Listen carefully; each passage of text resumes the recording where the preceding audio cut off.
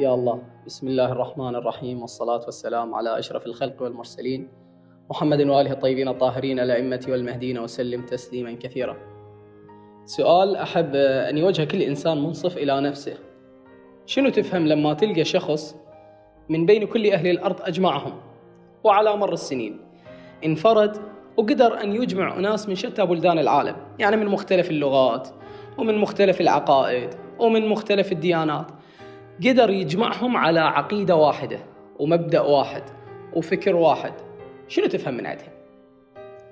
تفهم أنه اللي عند هذا الشخص كنز عظيم بحيث تنقاد له القلوب والأرواح والعقول.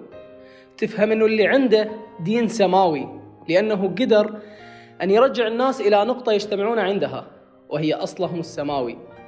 تفهم أنه اللي عنده حجة دامغة وأدلة ملأت الخافقين فأخذت بأعناق الناس لاتباعه. نعم، هذا هو أحمد الحسن عليه السلام، وصي ورسول الإمام المهدي عليه السلام. فهذه هي دعوة الإمام المهدي مثل ما وصفتها الروايات، جامعة للناس على كلمة التقوى، وهذا وارد حتى في دعاء الندبة: أين جامع الكلمة على التقوى؟ واللي ما يعرف منه السيد أحمد الحسن عليه السلام نعرف به، فهو صلوات الله عليه مخلص الأمم المنقذ العالمي الذي تلتقي عنده رسالات السماء. هو اليماني الموعود عند الشيعة، وصي ورسول الإمام المهدي عليه السلام، وهو المهدي الذي يولد في آخر الزمان عند أهل السنة، وهو المعزي للأنبياء والرسل، ورسول نبي الله عيسى عليه السلام بالنسبة للنصارى، وهو المرسل من إيليا لليهود.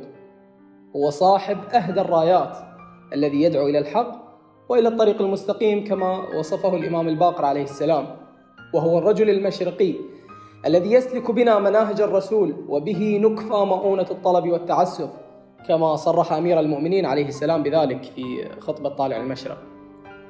هو خليفة الله المهدي، بشارة رسول الله الذي قال فيه: إذا رأيتموه فبايعوه ولو حبوا على الثلج. هو يهوذا الروح الثالث عشر، وهذا طبعا ما ذكره يسوع في إنجيل يهوذا حيث قال: ستكون أنت الثالث عشر وستأتي لتسود عليهم. ويهوذا ترجمتها الحرفية تعني أحمد. فيهوذا الثالث عشر أو أحمد الذي بشر به يسوع عليه السلام هو نفسه الوصي الثالث عشر، أحمد المذكور في وصية رسول الله صلى الله عليه وآله في ليلة وفاته، وهو نفسه الذي ذكرته الروايات عند أهل السنة إن اسمه يواطئ اسم رسول الله صلى الله عليه وآله، أي يشابه، وهو أحمد. وصلوات الله على أحمد الذي تضافرت رسالات السماء واجتمعت على ذكره. هذا هو أحمد الحسن عليه السلام، فهل من مدكر؟